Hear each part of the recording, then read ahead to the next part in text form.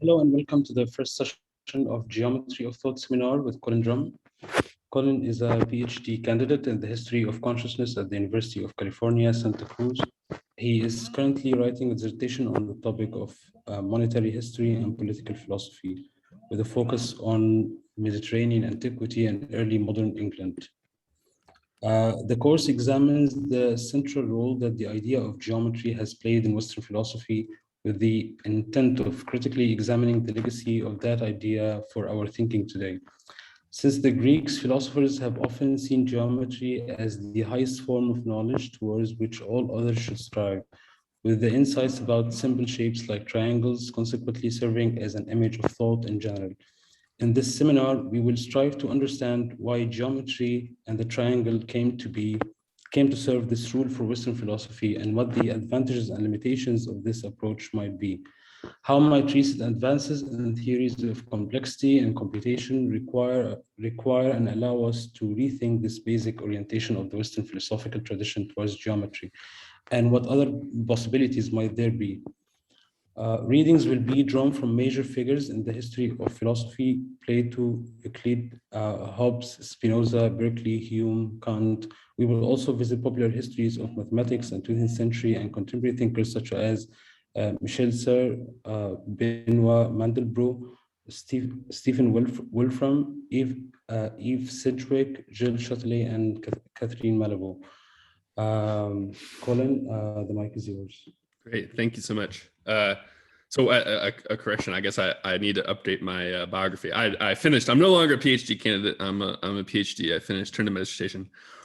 So I'm very excited to. This is the first thing I've done since I finished, went and defended my dissertation and kind of turned my brain off for Christmas. So really excited to be booting back up again with all of you.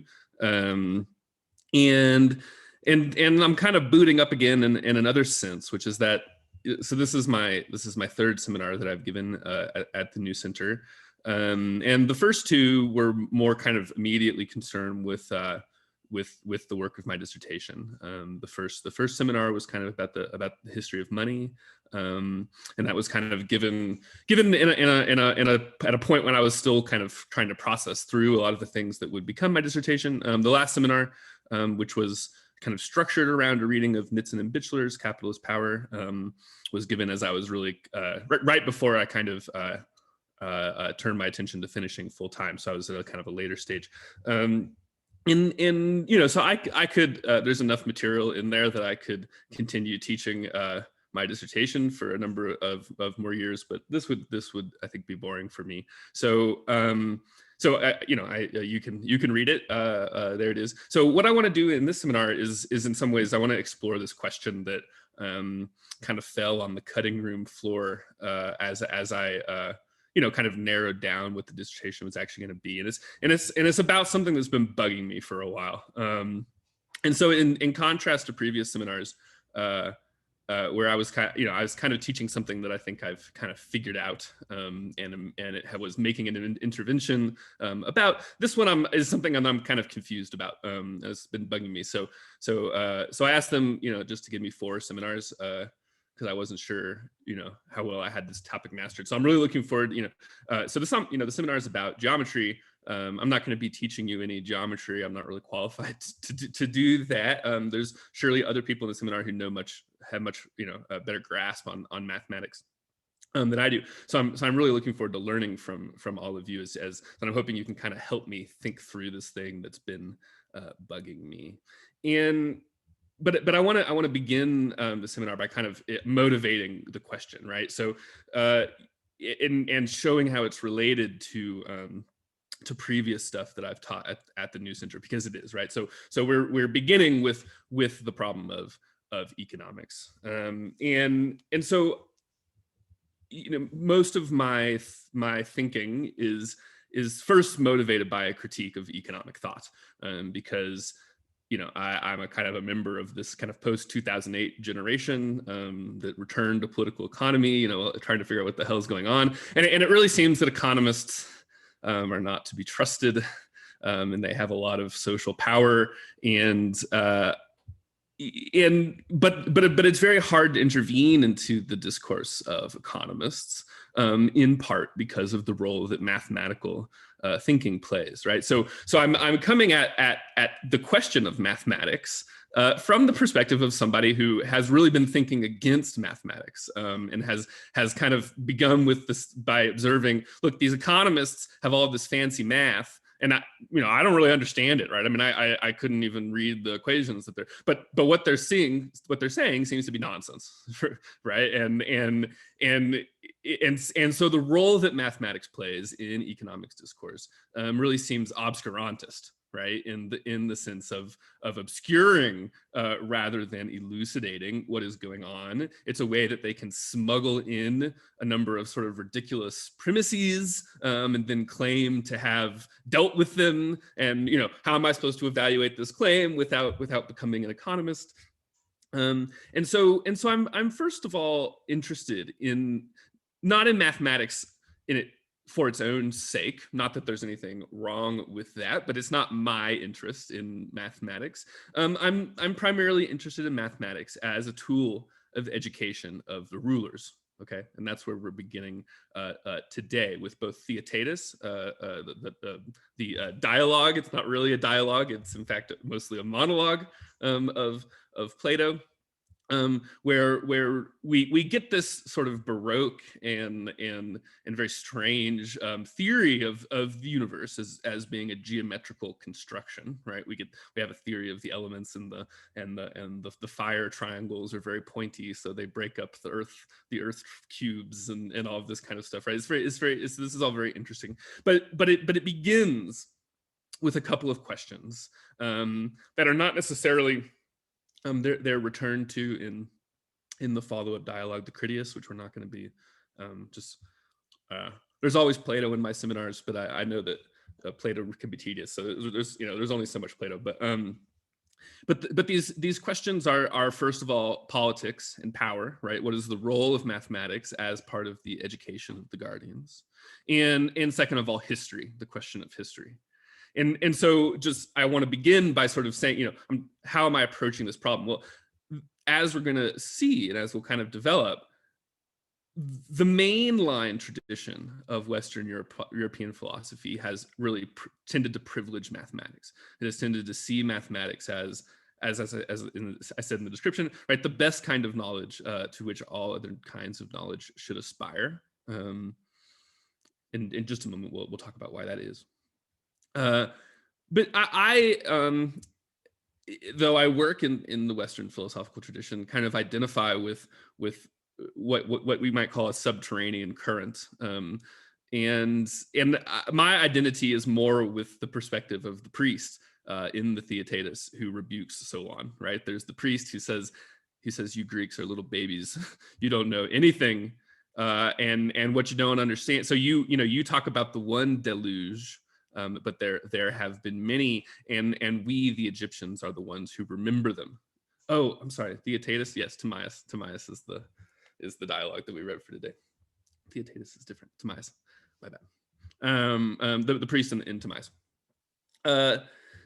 And so this is interesting for questions about economics, because of the fact that economists are resistant to thinking that history matters, as Philip Murawski kind of lays out for us in one of the readings for today. So in each of the sessions, I've set a number of foreground and background readings. The background readings are not optional; they're intended to be assigned. But I would recommend do the foreground readings first, and then the background readings are kind of meant to. There's stuff that I assume you should know, but I also know that I can't assume that you know it, and we don't have time to go through a whole foundations course.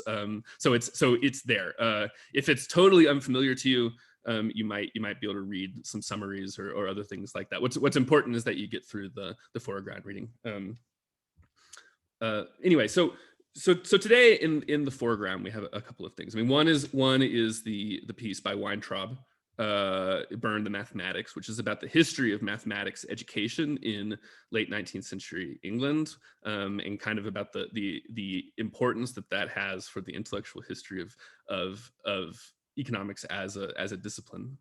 And the second one is Murawski, which is in some ways the center of the course. So I want to kind of illustrate the problem that economists have with history. And I hope you'll see how this is kind of related to the rebuke of the priests in the Timaeus, not the Theaetetus. So there's currently a shakeup, in economics about a number of things. First and foremost, about the question about what is money and where does it come from, and how does it work. And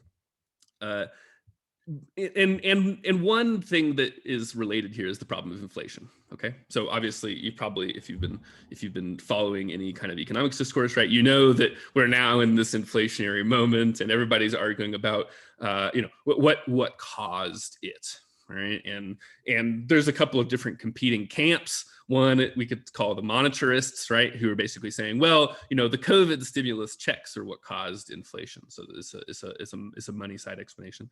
And then sort of some people who are a little bit smarter than those people are saying, look, I mean, it's actually about supply chain disruption, right? And it's not just about money. It's about, well, okay, there's no stuff because there's COVID and the supply chains aren't working, and that's what's raising the prices. So this debate is going on.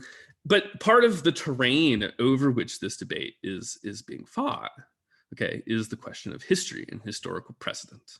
And some of the people who are kind of in the revisionist camp about inflation are trying to, in particular, decenter the historical example of the 1970s as the theory of inflation. Okay, so we're not going to be able in this seminar to get into the crisis of the 70s in any kind of detail. I recommend Google it, right? But this is the so-called crisis of stagflation, which is that the model of economic management that was being followed after the war kind of said that inflation and growth are related, right? So when you have inflation, it's because there's growth. And in the 70s, this model broke because there was no growth and inflation. So it was the problem of stagflation. This is the crisis that was ended by Paul Volcker and the Volcker shock, which is kind of the beginning of the era that came to a close in 2008. Anyway, the point is that some of the people who are wishing to oppose the kind of monetarist view of inflation are saying, look, the problem is that the 70s is we're extrapolating from a single case, right? Our theory of inflation is based on the 70s, and that might not be a good example. And so what we're going to do is we're going to go back to the 40s, right? And we're going to look at a different historical example. And one of these people said this on Twitter, and I thought this was exciting, right? Oh, good, economists are thinking about history, and I made a comment, to the effect that there's a deep problem in economics, which is that all economic data that we study basically comes from the post-war period, right? So economists basically begin history in 1945. And they extrapolate from that. And so for the economists, going from the 70s to the 40s is a huge historical move, right? But from another perspective, it's a little troubling because we're still within the experience of a single human generation, right? So what are we studying when we study economics in this kind of mainstream view? We're studying the lifespan of the baby boomer generation, right? That's it, right? We are only studying periods of time in which the baby boomers were alive. Now, and so I said, so this is a kind of problem, that all of economics, because when you get back much further than that, it's hard to do historical analysis of economic data because the data doesn't really exist. It's really hard to find, right? So I work a lot in the 16th or 15th centuries 14th century, things like this. And if you just want to know, like, what are prices, how much did things cost, it's quite difficult. They didn't have the Bureau of Labor Statistics, which is a government office whose job it is to collect economic data so that we can then do math to it, right? So there's a problem of simply collecting data, which is fairly difficult. And so this means so economists, when they try to look to the past in order to think about what's going to happen in the future, which is, after all, that's the job of economists. That's why they have social power, is because they tell us what's going to happen in the future if we do something or don't do something, or do one thing instead of another thing, right? They're assuming that the future is going to be like the past. And in order to make this work, they have to decide about what constitutes the relevant past, okay? They have to make a decision. And this decision is generally, I mean, not always, they might go back a little earlier, right? They might think about the Great Depression, right? So they might go back to but it never goes back much before the 20th century. So we're mostly looking at the periods kind of immediately preceding World War II and the aftermath. And this is interesting because, for a couple of reasons. I mean, one is that by doing this, economists are constructing a historical metaphysics, okay, which distinguishes between periods of normality and periods of exception, right? And the period of normality, which constitutes the relevant past, begins with a break that is a period of exception, which is a war, right? There is a state of war. And the problem is, well, the theory doesn't predict the state of exception that inaugurates the period of time from which the theory is constructed. Are you following me? Do you see the problem here? Okay. So this is fun. This raises the question of complexity and of fractal geometry, because this is what Mandelbrot's work basically does. And if you'll observe, and I hope you noticed in the Murawski, right, Mandelbrot says, well, the problem is that in order to make the data fit this Gaussian distribution or whatever it is, and I can't explain to you what that is at a technical level. Maybe we can have some presentations from students in the course who could. But in order to do that, you have to do what he calls pre-whitening the data.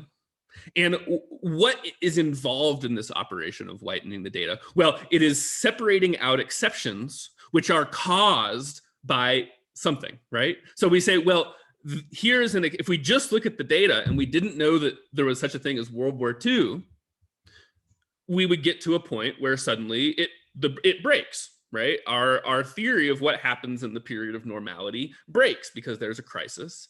And what do? Well, we say that doesn't count because there was a war, and so it's not a normal economic time. And what our model of economics does is just to talk about normal times. And so because we know what caused it, we can remove it from the data.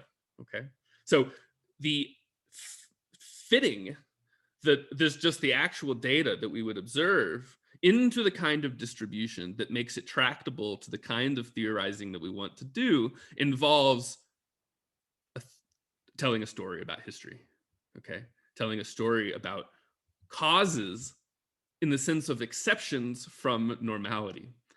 A cause, so we're constructing here a metaphysical idea about what a cause is, what a historical cause is, right? A historical cause is that which produces an exception from normality, and that we can then remove from the data set in order to make the data set tractable to our theory.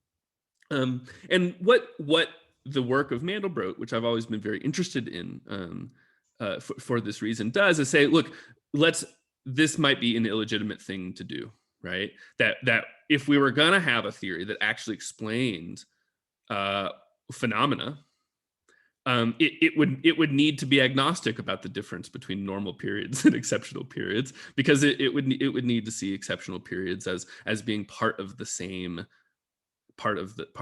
system that the normal periods are. Okay, And so this is the question. But the problem is that if you start doing this, and one of the things I want to talk about is the way that the mathematics is motivated by economic problems. Okay, so some of you were in my seminar last time, and in session 2 we talked about accounting in the Bronze Age, and I was trying to make the case to you, right, that problems of accounting are foundational for ways we think about mathematics or philosophy, right? So I mean, so like for example, the principle of sufficient reason, the idea that for every effect there is a cause and for every cause there an effect, is an accounting identity. Okay, it's a thing that says for everything on this side there has to be something matching on this side, and if the books are out of balance, that's not okay. So whenever there's something here, we need to go looking for something that matches it out here that will net it to 0. Okay, that is an accounting identity, as we talked about in that previous seminar, which I'd recommend going and taking a look at if you weren't in it. We talked about the way that our words for logic and rationality, logos and ratio in Greek and Latin, both are literally words about accounting. They mean an account of a financial accounting. So all of these ideas are metaphors about accounting, and that's interesting. So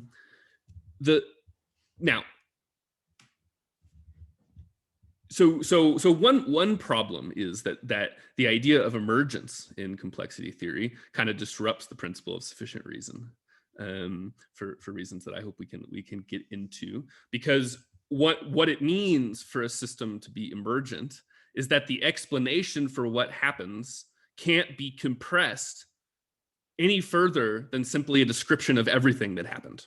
Right? This is what it means for something to be computationally irreducible. It means that there's no story that you could tell about why something happened that wouldn't simply be a list of everything that happened.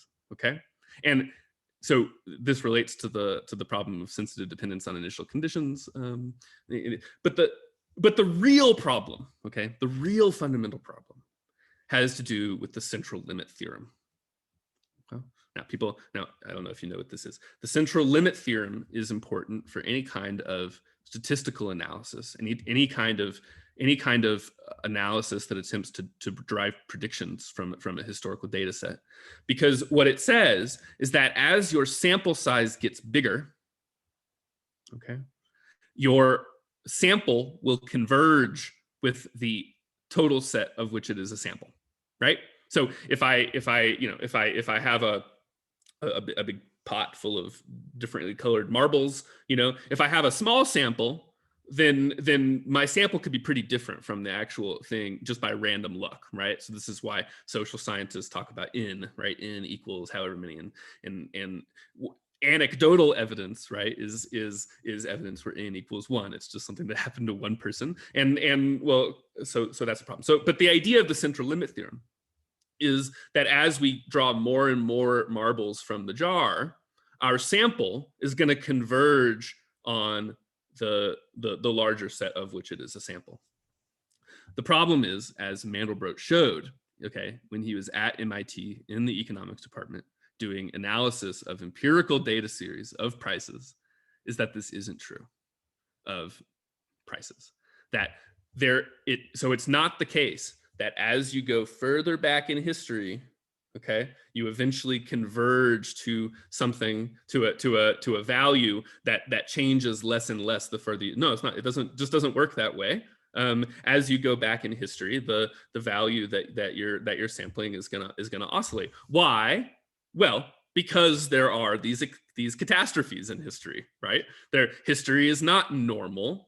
It's not normally distributed. There are, in fact, discontinuities. There's chaotic dynamics, and this is what means that the further you go back into history, it's not the case. So if we took the price of wheat for the entire history of humanity, there's never a point at which we would have gone far enough back that going further back wouldn't change the value that we have, right? So there is a problem of deep history in economic phenomena, okay?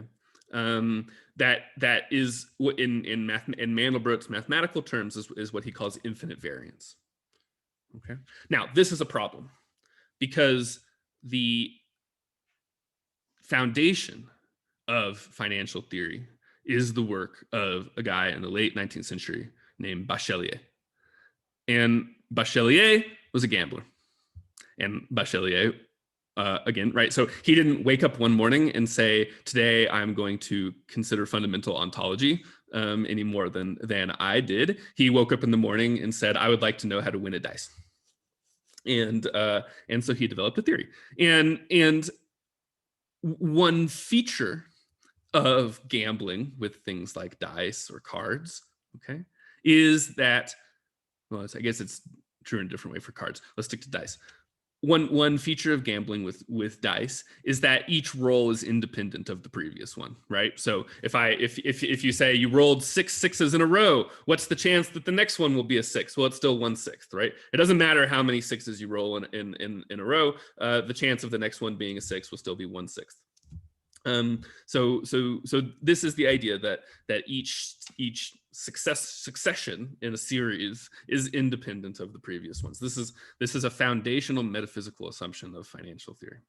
That stems from the work of Bachelier, and what Mandelbrot's empirical and theoretical work show is that this isn't true, and the fact that this isn't true has rather devastating consequences. And part of the argument that I want to kind of explore with you in this seminar this month is that this is an unfinished revolution, okay, not only in economics but possibly in philosophy itself. That the problem of chaos theory of dynamical systems is a problem for philosophy, in much the same way that in the early modern period, okay, the problem of the calculus and the infinitesimal was a problem for philosophy. So we're not going to be looking, I didn't want to do 8 weeks of this seminar because I'm kind of just beginning to think through these things. If we had more time, we might look at Spinoza. Spinoza is really concerned with this problem of the infinitesimal. And this is a problem because it contradicts certain assertions of Aristotle, which are taken to be well, they're dogmatically true in the Catholic Church, which is that infinity can't be something that belongs to the world. Okay, infinity belongs to God and God only, and nothing in the world can be actually infinite. It can only be potentially infinite. And the problem with calculus is that it posits both infinitesimally small quantities and infinitely long series. Okay, and this was an ontological scandal for the church. Now, why is this, right? And so here's why I defend the fact that I'm a guy. I don't know. I'm not really much of a mathematician yet. I'm teaching about mathematics because mathematicians know a lot, but one thing that's kind of outside their remit, okay, their purview, is the question of why people wanted to kill each other over the question of the infinitesimal. Okay. I don't think that's not a strictly mathematical question. That is a question for philosophers and historians, right? And I think we should take that seriously, right? It would be easy for us to say, well, people and they weren't modern yet, so they were silly and they killed each other over silly things, just like just because they weren't enlightened yet. But I think we should try to take seriously the idea that that the calculus is worth shedding blood over. Right, and why is that? And part of what I want to suggest to you is that it's a crisis for the educational curriculum in which elites are trained. Right, so it matters not just because it matters, I think, because it's a shocking idea, right, in itself, but it also matters because of the way that a certain kind of mathematics, a certain way of doing mathematics, is part of the education of the rulers.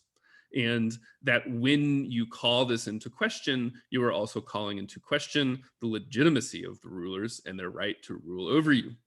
And so part of what I want us to think about is the way that the problem of history in mathematics, which is the problem of chaos, okay, those are the same thing, is a fundamental ontological crisis in modern Western thought that has not been fully carried through. there was this glimmer of it in the 90s, and it's kind of been relegated to the 90s as though it's stuck there and it didn't really matter. It's a curiosity of the 90s or something like this. I'd like to suggest that this is a repression, that it actually is a big problem, and it's philosophically interesting.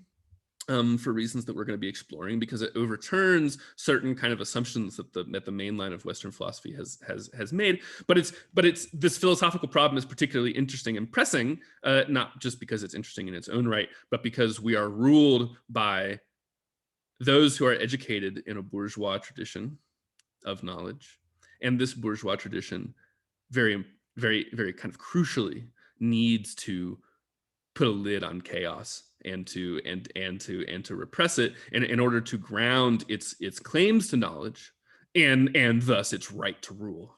Okay, so this is what motivates this project. Okay, I have more to say, but let me put a comment in here and see if anybody has a response to what I've said so far, or a question or confusion.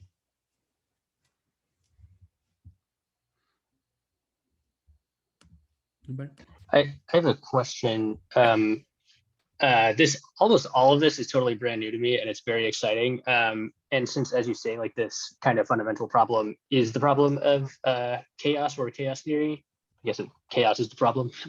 And like in the Murawski paper, there was a footnote, I can't remember why it caught my eye, that pointed out, I'm not going to be able to pronounce the name, but Prigogine, I can't remember. Prigogine, I believe, but Prigogine, there we go. And the book with stingers, and I'm wondering if because I don't think I saw anything that would necessarily qualify in the reading list, if there is kind of a to dive into what does exist on that problem other than Mandelbrot, but and that if you had any other suggestions, or if those would be forthcoming, or maybe we'll stumble upon them. Yeah, nothing. I mean, I'm not sure I could list stuff off the top of my head. Maybe. Oh well, now's a good time to say, if you aren't in the Discord already, I recommend getting in there. In particular, as I'm preparing for class, I'm just going to be posting screenshots of stuff that is like ding ding. So maybe it will help you find the thread in the reading. So I recommend getting in there. But maybe let's compile some bibliography for the reading on the chaos thing in the Discord. I mean, there's a number of like popular texts on it. They all kind of say the same thing. I mean, you've read one, you've read them all. I mean, part of what's interesting is that, and part of what I want to talk about in this class is, in some ways, chaos is like a negative result for a lot of research programs, right? And this is why Mandelbrot was kind of he was kicked out of the MIT economics department, because they basically said, well, if what you're saying is true, then everything we've been doing for 60 years we have to throw in the trash. And well, we're not going to do that. So we're just going to pretend like what you're saying is not true. So this is one reason that I wanted to give a shorter seminar on this topic, because it might be that there's nothing to say about it. It might be that the conclusion is that we can't have a theory, and the answer is that there's just one damn thing after another, and it's irreducible, and all we can do is describe it, and that's the answer, right? So I think there's a deep problem about like what there is to say about chaos, or whether once we've said a couple of things about chaos, if we've then destroyed the possibility of saying much else besides lists of facts or something like that, right? So that's also a deep kind of problem. So I think that's part of the reason I think that once you've read kind of like, there's like Complexity, a guided tour, and there's the Gleich book, Chaos, and they all kind of say the same thing. And the question is, okay, so where do we go from here? Have we made more things possible, or have we actually just made an impossibility theorem for talking about certain kinds of things that we might want to talk about, and then what? So that's part of what I'm interested in this in doing in this seminar too. Yeah, Arman. Yes, thank you. I wanted to ask a question about the relation of war and peacetime economy. As I understand, I'm really illiterate in this area. As I understood you, if I understood you correctly, they had the relation of cause and effect or something like that. War, the economy of war is the cause of the economy of peace. Not quite. So what the thing I'm saying about cause, well, let me get to this, but I want to observe. So in the Timaeus, right, this is a problem. The problem of peace and war is a problem, because because one of the places that he begins, they said, okay, so we designed this ideal city, but it's a static thing, right? And I want to see the city in motion. And the city in motion is the city that is striving with its rivals, right? So the problem of war is introduced into the theory of the city, which is also a problem that introduces this problem of becoming rather than being, right? Which is, of course, this major Platonic problem, which is that being is superior to becoming. Okay, but what do we do about becoming? And the becoming of the city is the city in war. And so what's the relationship between the way that the city becomes the city through war and what the city is in terms of its eternal constitution, right? So there's the problem as it is in Timaeus, and so now to address your question directly, so we can see this problem in the history of the 20th century too, and therefore in the epistemic foundations of economics, which is the history of the way that the Pax Americana is founded through World War II, right? What happens in the 20th century? Well, America ends up on top after World War II.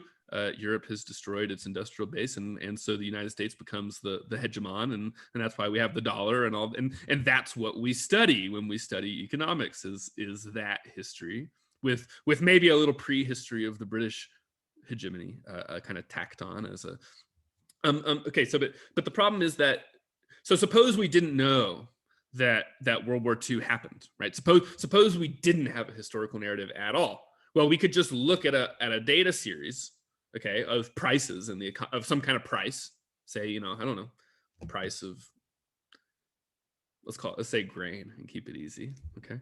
And we would probably notice that there's a discontinuity, right? We would take a look at the data and we would say, okay, there's different like regions of this data. There's certain regions where the data has a certain kind of properties, but then there's this other region where it has different properties, right? So there might be like price controls in World War II, right? So it might be like a line, and then the 1945 happens, and now it's not a line. Now it's not a straight line anymore. So clearly, right, we can't use the same theory to describe the whole thing as to describe this. Now, so what do? Well, we have to say, well, we're going to restrict our domain to a period of normality that we can then extrapolate from. What allows us to do that? What allows us ultimately to draw that line? Well, it's because we know that World War II happened, and we know that Colin, World War II... Can I interrupt you? Sorry, I'm yes, sorry. Because I understand your point. My question is exactly about this maybe presupposition that we look for a law of economy. Maybe we don't look actually for a law of economy. We look for invariances to change, for patterns that repeat themselves, and they try to make actually Mandelbrot is still doing that, although maybe it's not through the Descartesian analysis, but it's still doing that. It's an interpretive semantic. Anyway, my point is to break down the period of economy. For example, I live in an economy dead through inflation. What we live in is just in deadly inflation. Really, there is the classes of you cannot define classes from this moment to the next moment as the result of inflation. And I don't think this happens because of, as you said, there is one cause.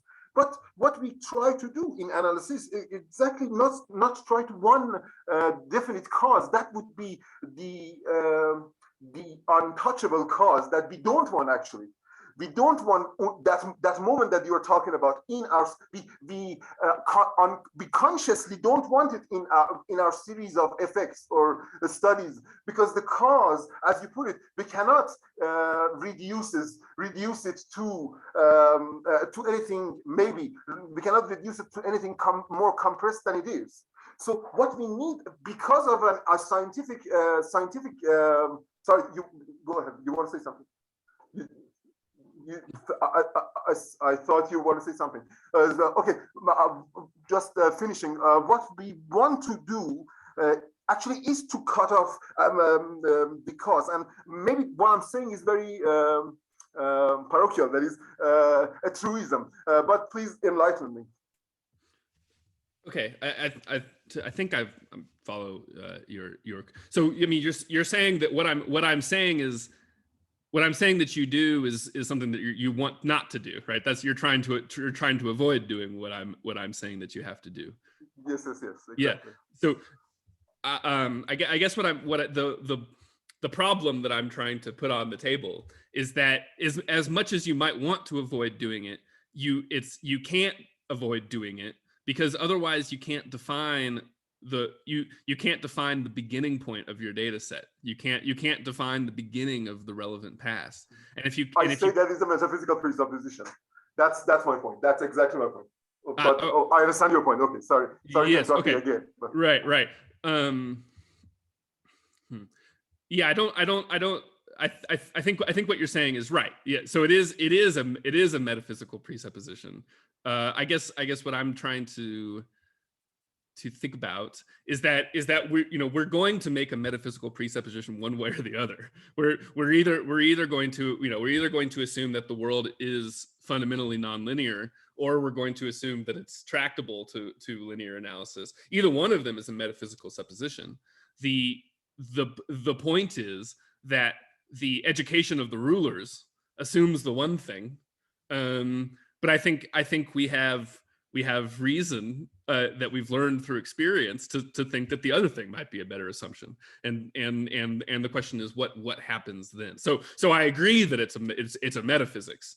The question is not about being metaphysical or escaping metaphysics. The question is about the consequences of choosing to adopt one metaphysics or another. And I think so.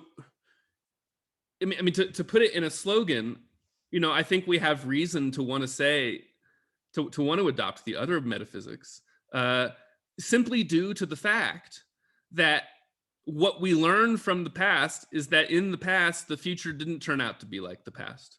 And so if the future is like the past, then the future won't be like the past. I mean, this is a reductio ad absurdum.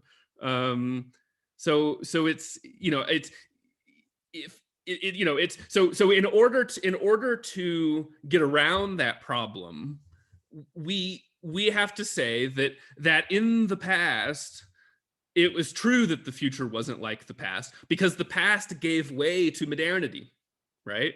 And when I try to talk about the deep past, so like, for example, thinking about inflation stuff, I've been looking at there are waves of inflation that happen in history. There's one that happens in the late 14th century.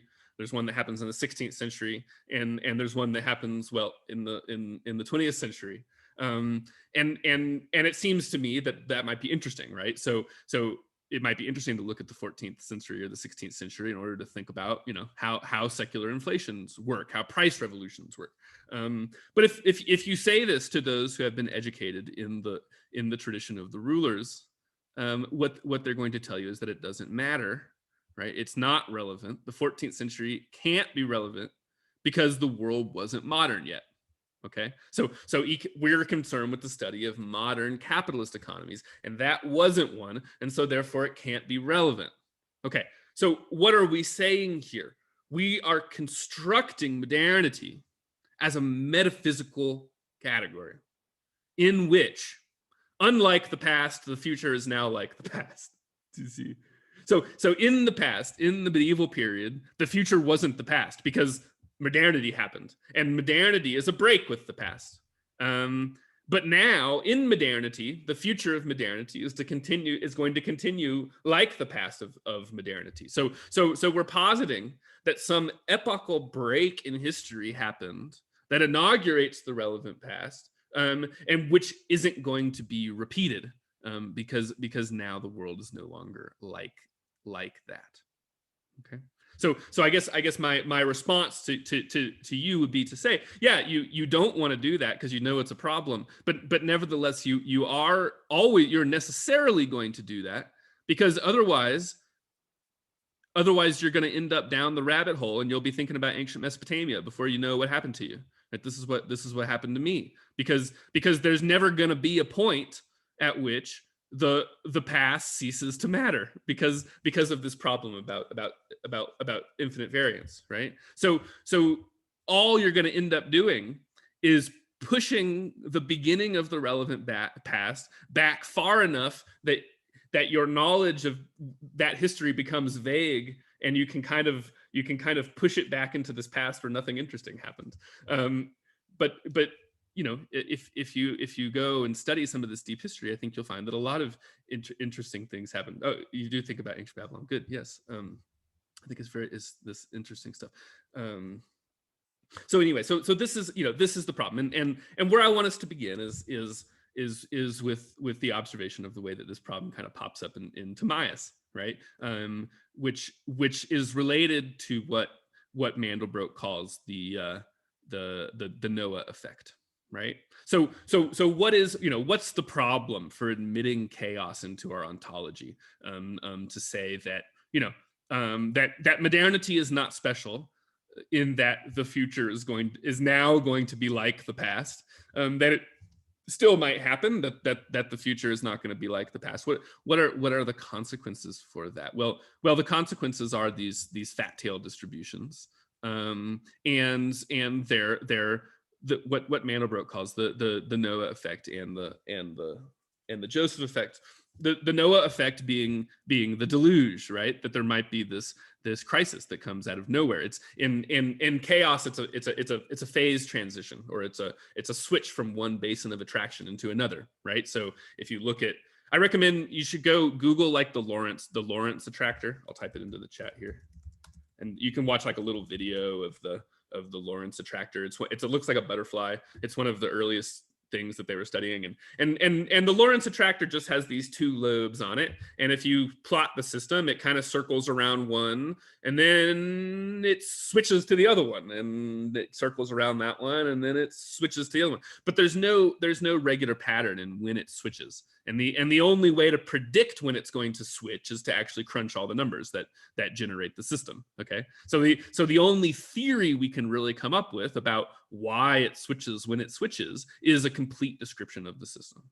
Okay, so that's like the Noah effect, which is that, you know, things are going along and the future is being like the past, and then all of a sudden there's an enormous flood, and that's a certain kind of problem. The other kind of problem is the Joseph effect, which is Mandelbrot names after the 7 years, you know, 7 lean years, or the seven wet years and the 7 dry years. I hope you're all familiar with the story from Genesis, which is perhaps one of the earliest literary records of a financial crisis. Now, so the point of the Joseph effect is that essentially, so going back to the central limit theorem, there may not be a long enough time where we can expect the average to arrive, right? We don't know how long the time horizon is in which the average could arise. So there might be, so even though there might be the same number of lean years and fat years, but there might be a bunch of fat years in a row followed by a bunch of lean years in a row. We can't necessarily expect them to be distributed in this sort of more convenient way. This is digression, but I think this will illustrate why this is interesting to me. So some of you may know about, so one of the things that I'm really interested in is the question of how markets are made. Okay, and markets are made. This is chapter 1 of my dissertation, so you can go read it. I'm giving you a short version here. Markets are made by dealers, and so suppose you want to you want to trade some commodity for money, or you want to trade some money for a commodity or something like this. You want to do it now, right? So say you have a headache and you want some ibuprofen and you have money. Well, you need there to be a place you can go where on demand you can swap your money for ibuprofen, right?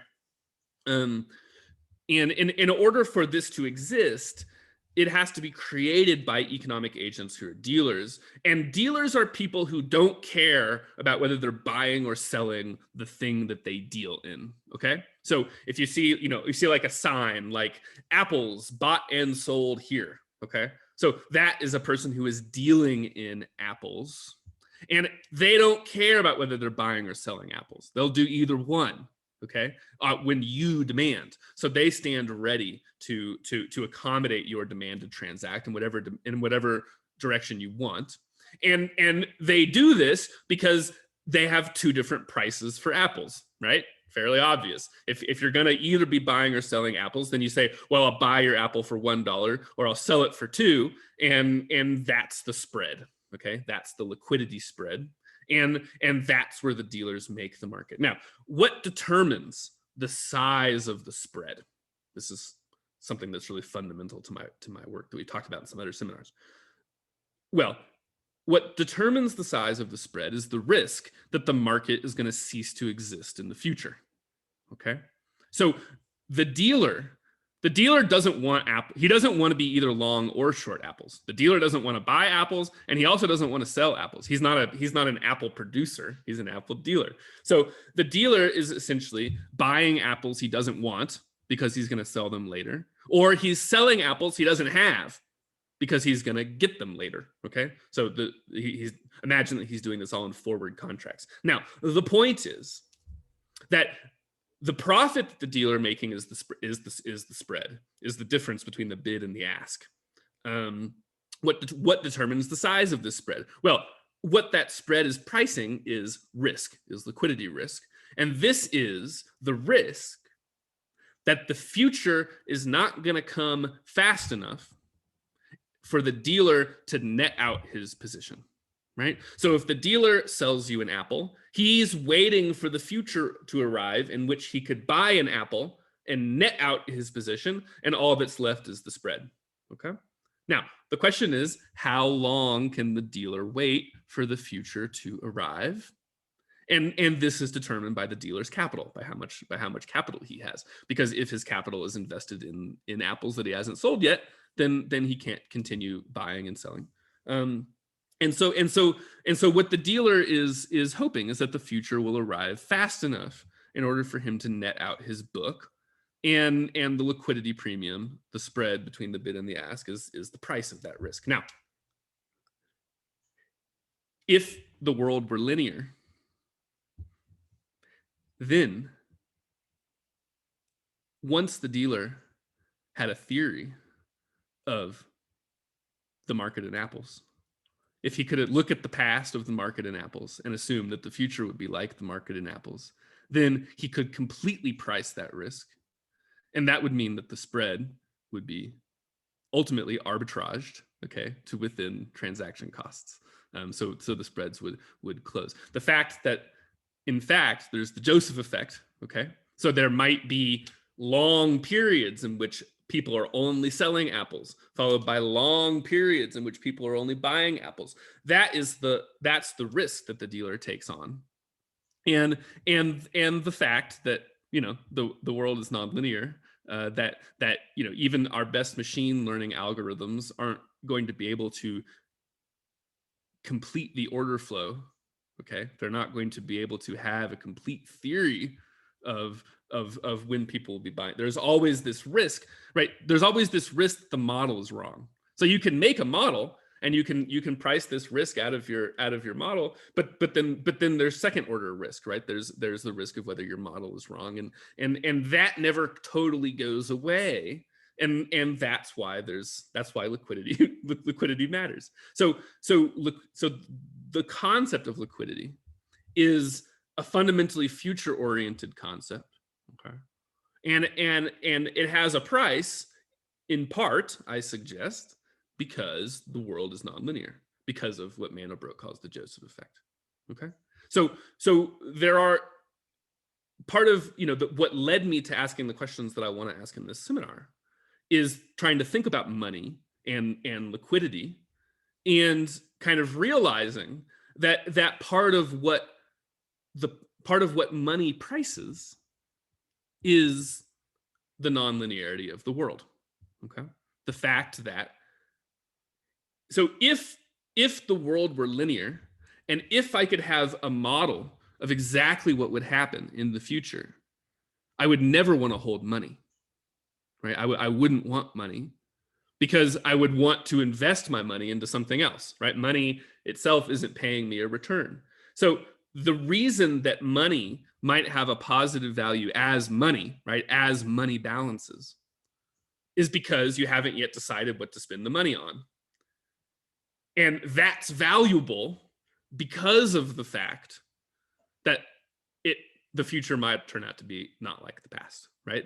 That is what gives the optionality of money a positive value. And you can talk about this in more technical terms in options theory, but I'm not interested so much in the technical description of it as I am in the philosophical consequences of trying to think about this. Does this was a technical digression.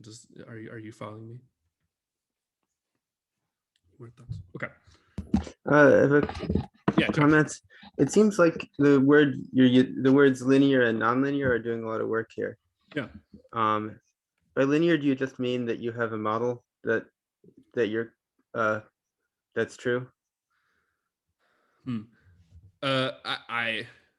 Maybe I'm playing fast and loose, and maybe I'm packing too much. So that's I appreciate that. I mean, my understanding of what is meant by this is that the computational price of predicting a linear system is constant as you extend it further into the future, but it's not the case for a nonlinear system.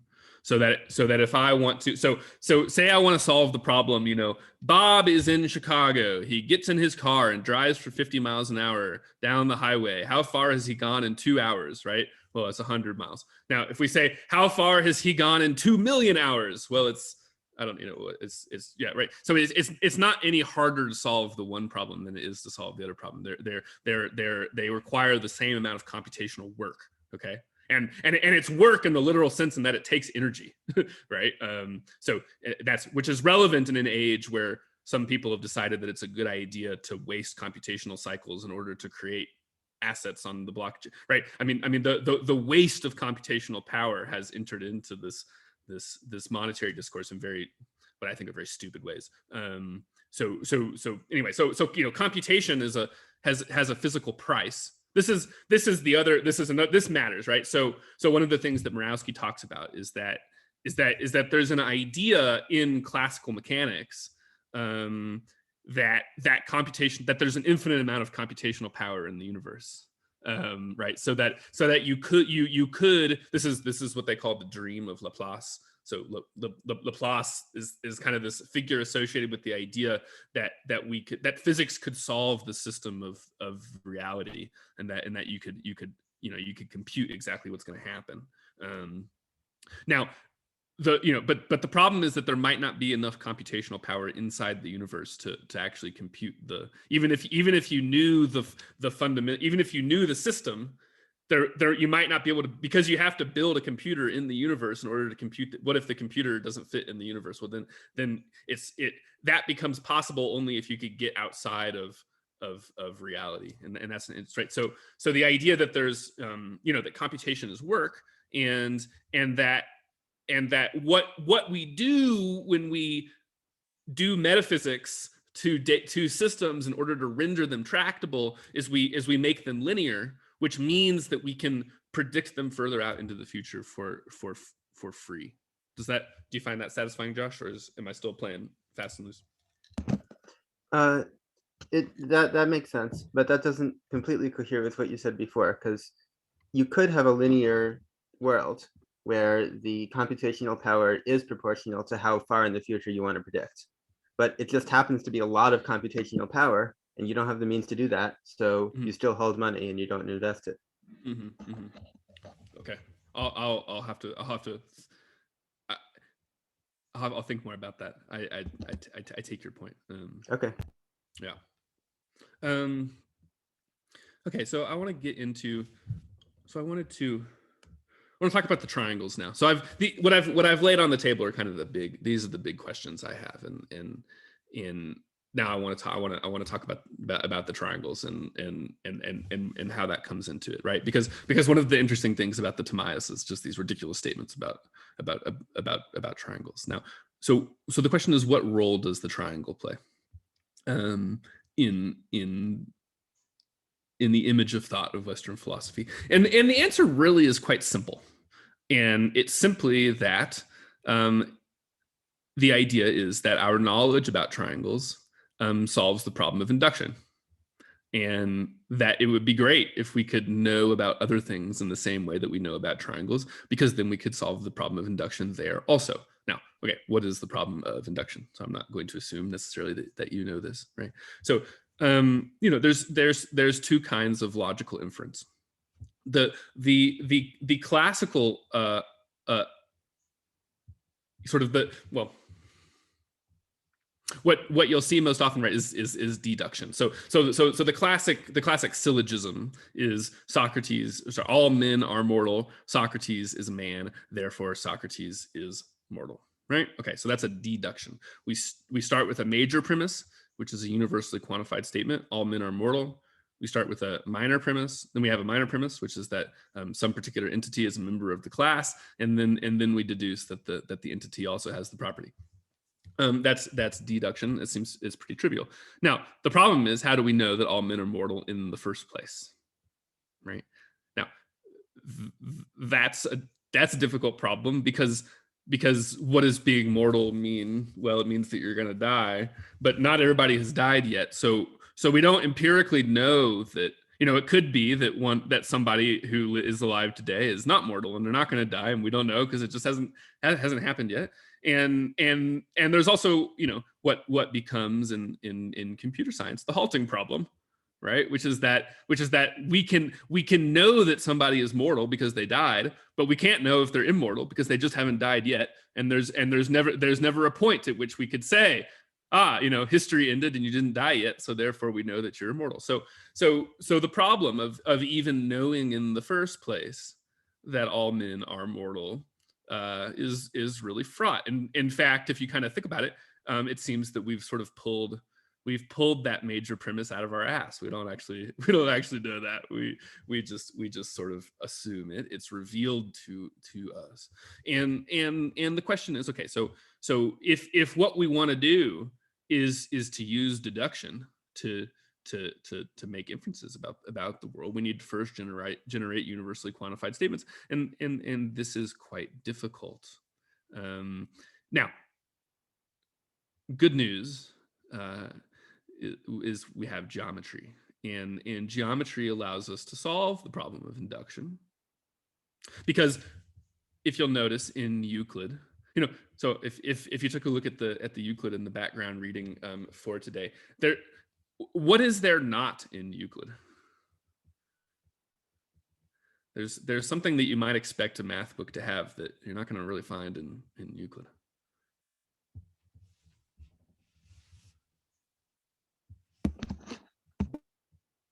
Anybody?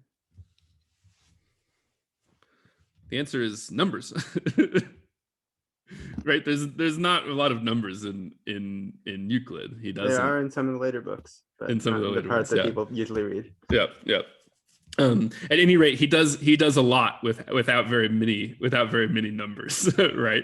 So why this is important, because so Euclid, the whole point is to demonstrate propositions that are true of all triangles, right? Or of all circles, or any other kinds of shapes like these. And so we couldn't generate that knowledge by drawing every triangle and checking that it was true of that triangle. Why? Well, because there's an infinite number of triangles, okay? So we'd never actually be able to do that.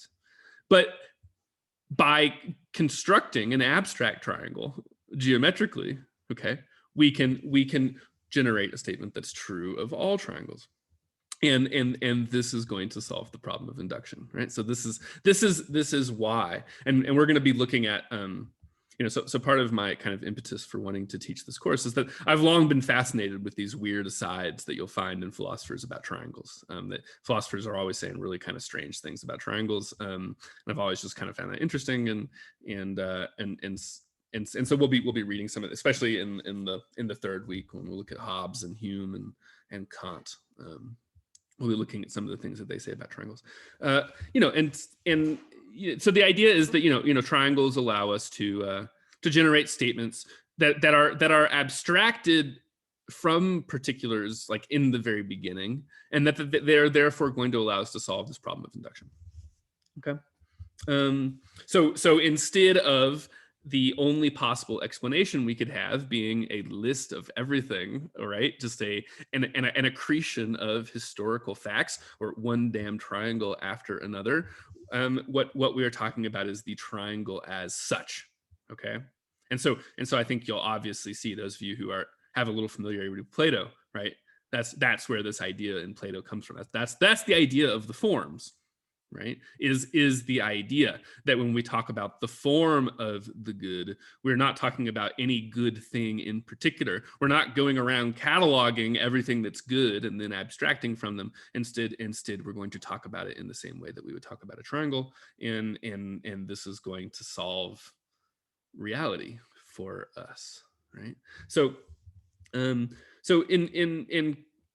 a way, you could sum up what I'm interested in this class as asking, what happens if we replace this triangle over here in the top left, which is the form of the triangle as it is for the Greek philosophers, with the triangle down here in the bottom right, or the triangle that triangle is becoming. Okay, so this, as I assume many of you may know, this triangle, this other triangle, which is a triangle that the Greek philosophers would have found monstrous and troubling if they had ever really considered it.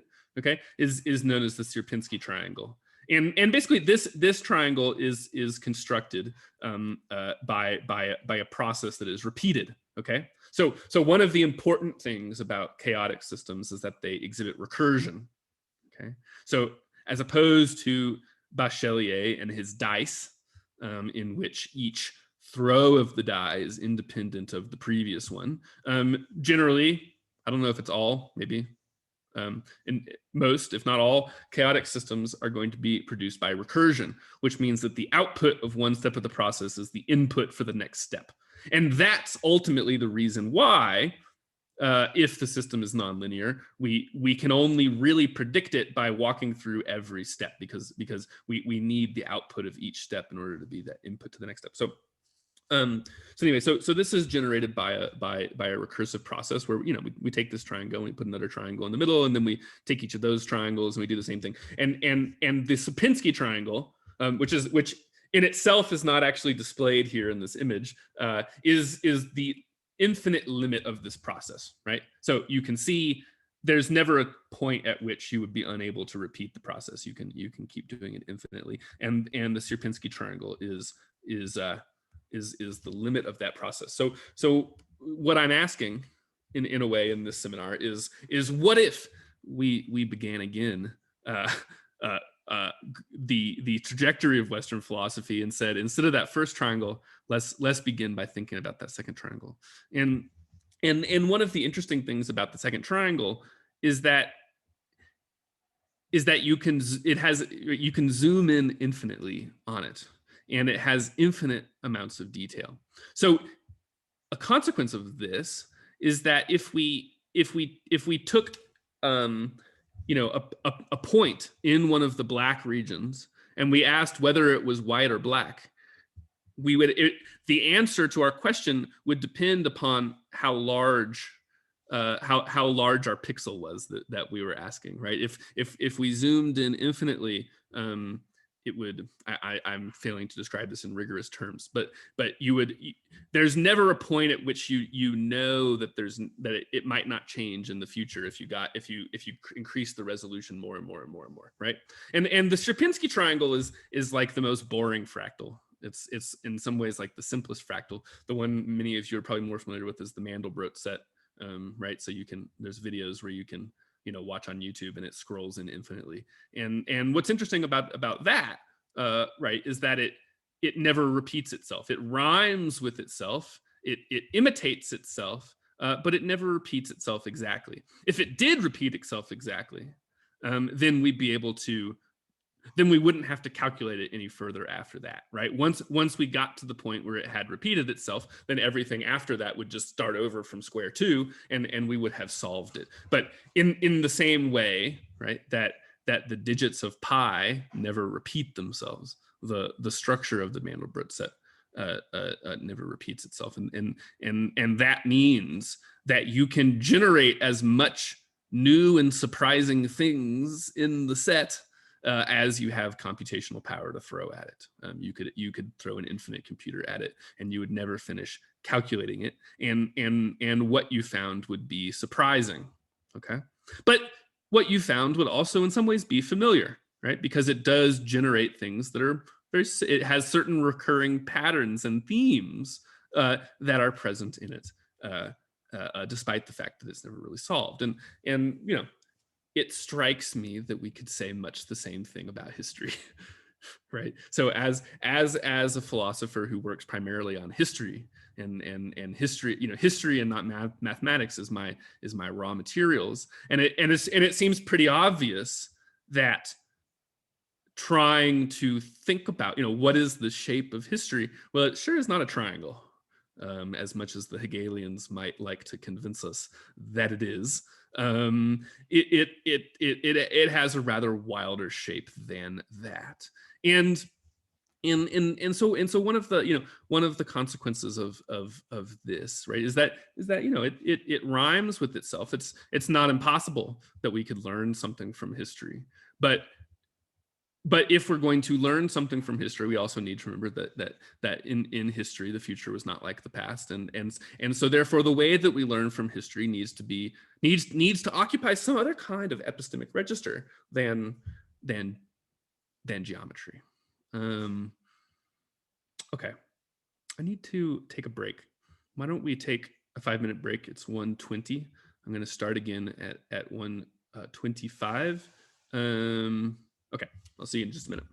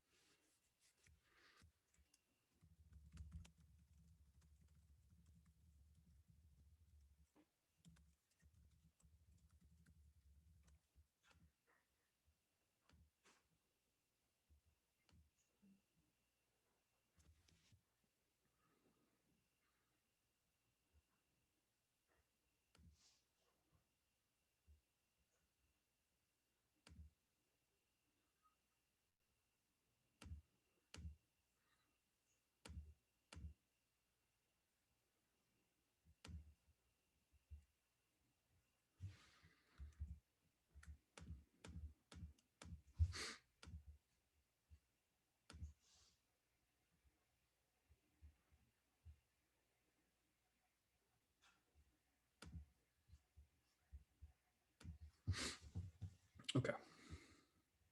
It's 1:25, so let's get started again. Okay, so one more thing I kind of want to lay on the table, and then I really want to open it up to discussion. I don't want to just, like I say, I mean, I'm this stuff I'm trying to figure out, so I don't want to just rant at you for the entire seminar. One more thing I kind of want to lay on the table, which is some of the stuff that's talked about in Michel Serres' geometry. So we're in a way the Michel Serres is kind of the through thread of this course. So we're reading a selection from that book in 3 of the seminars. So I didn't assign the whole thing just because well, I always assign way too much stuff because that's just how I roll. But because some of the stuff is technical, I want you to think slower about it rather than trying to go through mountains of stuff, which has been sometimes my style. But I'd recommend, go ahead and read the whole thing if you're. I think I think Michel Serres is like a really cool, underrated writer. I honestly, like, it's too bad that people read, and I like Deleuze, but Michel Serres in some ways is superior and does some of the same things. So it's too bad, like The World, if Michel Serres were read instead of Deleuze in American academia, would be very. And so I recommend also his book, The Birth of Physics, which is also very relevant to our concerns in this class. It's about complexity. So I think Michel Serres is really one of the most sophisticated thinkers, philosophical thinkers about complexity in the 20th century. And he's also probably the most mathematically well-grounded of the French philosophers. He actually, my understanding is that he's actually a mathematician. Yeah. So what I want to, there's a lot in the Michel Serres, and he's a very elusive and difficult writer. So I hope you enjoy him rather than find him frustrating. I think it's really beautiful. I wouldn't beat yourself up if you have no idea what he's talking about. Sometimes that's just part of the joy of it.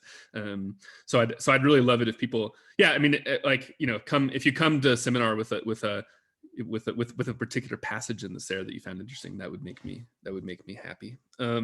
What I want to talk about in particular from the reading for this time is what he says about the compass and the what is it? It's the compass and the ruler. Yeah, those are the two. So and the gnomon. Okay, so which is the hand of the hourglass. Oh, sorry, not the hourglass, of the sundial. So and so I'm going to explain. This will be old news for those of you who know something about mathematics also, but this is going to bring us into some of the problems associated with non-Euclidean geometry, right? So that's one of the things that Murawski kind of identifies as one of these foundational crises of mathematics in the early 20th century is non-Euclidean geometry. And so so it'll be old hat to those of you who kind of know this already, but it's important for those of you who don't. But it relates to the problem of the gnomon and the compass and the ruler. So the reason that I assigned the selection from Euclid that I did up through proposition 29, I think it is because proposition 29 is the first place that Euclid uses the infamous parallel postulate. Okay, so and let's notice that what does the parallel postulate assert? Well, it asserts that two perpendicular lines will go on forever and never meet, right? So or as we two straight lines can never touch, right? That's the parallel postulate. So in week 4 we're going to be reading Yves Sedgwick about on erotic triangles, homosexual erotic triangles. So which I think will give new dimensions to the statement that two straight lines never touch. So we're going to be thinking a little bit about queer theory in the 4th section because Yves Sedgwick is mainly known for being a literary scholar, but in her later career she took an interest in complexity theory. And she was teaching a seminar on this topic before she died, and some of her late work deals with problems of texture. So we're going to be thinking a little bit about smoothness and texture and other things like this that I think are very interesting. Anyway, to get ahead of ourselves a little bit. Now, so the proposition 29 is where Euclid makes use of the the parallel postulate, which is listed at the beginning, right? So Euclid lists the common notions and the other things, which is with the idea of the two parallel. But let's notice, right? This is in some ways a statement that is similar in epistemic status to our statement that all men are mortal, right? Because how do you show that two straight lines never touch? Well, because they keep going and they haven't touched yet. And okay, but you can't actually draw them to infinity in order to verify that. So it has a similar sort of problem, right? Which is that it seems to be in something that we learned by induction rather than by deduction. And the parallel postulate is interesting from the perspective of the history of mathematics, is because that is what is not exactly rejected, but revised somewhat by non-Euclidean geometries. Okay, so basically, what the earliest forms of non-Euclidean geometry, which are parabolic geometry and I forget the names. These are geometries that relax the parallel postulate in the sense of describing a more general system of which the world of Euclidean geometry is a special case. Okay, so it's not that they reject Euclidean geometry, it's that these geometries say Euclidean geometry is that special case of geometry in which the parallel postulate is true. And what this means ultimately is that the curvature of space is one. Space itself is straight. Okay? Now, obviously, this is false. For example, if you're on the surface of a globe, okay? If you're on the surface of a globe, then two straight lines do in fact touch. Okay? So, and this becomes relevant because what is it that Einstein proves? Well, part of what he proves is that space is curved, and that what we thought was a force, gravity, is really geometry. And gravity is just what happens when you're moving through space-time that is itself curved. Okay, so this is why in week 3 we're going to be reading Kant, and we're going to be examining because Kant in a way elevates well, Einstein took himself to be disproving Kant.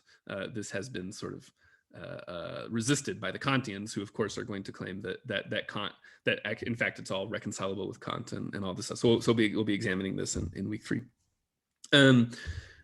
So the reason this is interesting for our purposes is that it is only in the Euclidean case in which the curvature of space is 1 that it is true, okay, that the interior angles of a triangle sum to 180 degrees. Okay, so in Euclidean space, where the curvature of space is 1, all triangles have interior angles that sum to 180 degrees, and this is pretty important. And as we'll see in some of these selections that we're reading, right? Not only is it important, it is taken as the paradigm case of sure knowledge it is the paradigm example, right? So if Western philosophers want to draw on something that they say nobody could possibly doubt this ever, the example that they always find ready to hand is the example that the interior angles of a triangle sum to 180 degrees. Okay. Now, this is only true when space is linear, or not. Now I'm using linear again in another non-rigorous way. When it is straight, when its curvature is 1. And so this this is not parallel lines can either diverge or converge if space is not straight. Now, one of the things that Michel Serres kind of shows in his text. And I think it's really important to understand about Euclidean geometry that Euclidean geometry is fundamentally haptic, by which I mean involving touch and the manipulation of objects. Okay, Euclidean geometry constrains itself. The purpose of Euclidean geometry is to be able to construct a shape given, right, a compass and a ruler. So you have a, you have a compass, you have a ruler, and so what does that allow you to do? Well, it allows you to draw circles, and it allows you to make lines between points. Okay. And the idea of, you're not allowed to do anything in Euclidean geometry that you can't literally do with a compass and a ruler. Now, the problem is that Euclidean geometry has a transcendental, right? And what I mean by that, by a transcendental, is something which is, it has to be true in order for everything else to follow. And this transcendental is what? The transcendental is the table. Okay, so there is a table. In order to construct things with a ruler and a compass, you need a table to put your wax tablet on that you can then draw on. Okay, and the table has to be flat. Now, where did the flat table come from? Okay, so, well, in order to make the flat table, we can't do it with geometry. Okay, how do we make sure the table is flat? Well, we can't use geometry to do that, because the existence of the flat table is the precondition for doing geometry. And this is what Michel Serres is talking about when he talks about the gnomon and the fact that the gnomon disarticulates itself, okay, into two different things that and represses the existence of the first thing. Right? The gnomon is the carpenter's square, really, right? That's the tool that lets you make a flat table. And this has to then disappear into geometry. It's the repressed condition of geometry. So in order to make Euclidean geometry possible, we have to have first a table that is smooth and flat. Now, the question that I want you to think about, and we'll be developing this as we go along, and I hope we can draw it to a nice conclusion with Sedgwick in week 4, okay, is that Western philosophy has tended to assume that we get smoothness for free, that smoothness doesn't have a price, and that the thing that is smooth is what comes first. And what is not smooth is derivative of that which is smooth, right? Think about this in the Timaeus, right? The first perfect being is a perfect, it's perfectly smooth and it eats its own shit, right? That's, which is, I think, kind of, both of those parts are interesting. So the metaphysical assumptions of the Western tradition have tended to assume that we get smoothness for free and we build texture out of it, right? And if you like, this is how graphics work in video games, right? I mean, so if you ask like how good my video card is, well, how many polygons can it draw, right? So we get the idea that the polygon is the thing that comes first, and out of that we build something that looks like texture. Okay. So we assume that the simple comes first, and it is out of the simple that we create the complex.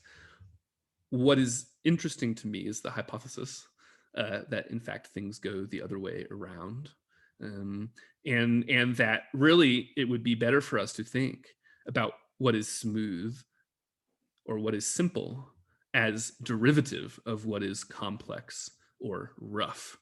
Okay, and so my motivation, I'm going to motivate this hypothesis by asking you to consider the figure of Spinoza. So some of you may be familiar with Spinoza. We're not ultimately going to read Spinoza in this class, just not quite enough time.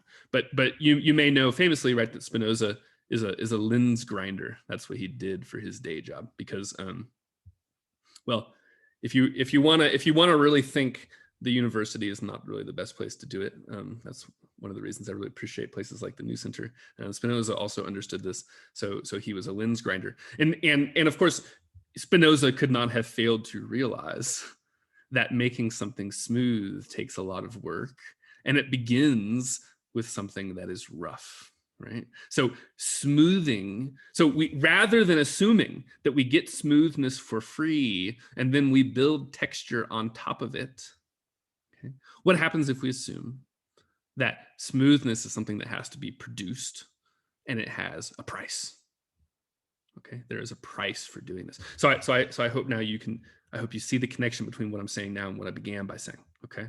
Which is that when economics defines a modernity in which the future can be expected to be like the past, it is literally, is smoothing the data, okay? By removing outliers, by saying these outliers are caused by something that is not part of the normal system, and we're going to remove them, and then we're going to smooth our data, okay? What I'm saying is that, yeah, you can do this, to reply a little bit to what Armand was saying, right? Yeah, you can do it. I'm not saying you can't do this. What I'm saying is it has a price, and we need to think about that price and how it gets paid, and who pays it and to whom. These are all familiar. Those of you who studied with me before, this is what we're always thinking about, right? What's the price of something? And so here I want us to think about the price of smoothness as being something that has to be produced and can't be taken for granted.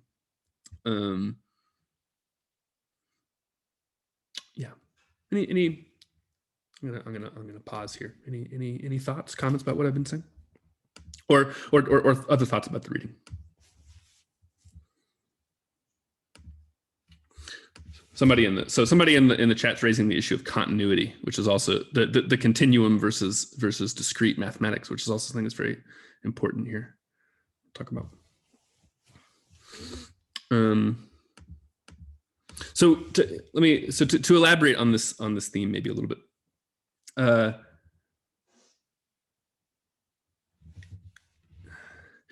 So going back to the problem of infinitesimals and the calculus in the early modern, right?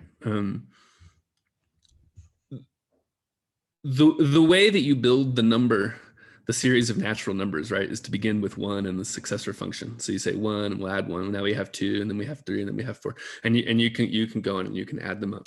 And in the Aristotelians, the scholastics, the orthodoxy, right, said, well, this is, you can never really complete this. It's only potentially infinite, but there's no way that you can actually talk about the set of infinite numbers, because that belongs to God only. And so you aren't allowed to put the infinitesimal into your theories about what happens in the real world, because it belongs to God. Now, what is curious, and I'm not going to be able to elaborate this at a technical level. I recommend you can read the Wikipedia articles, but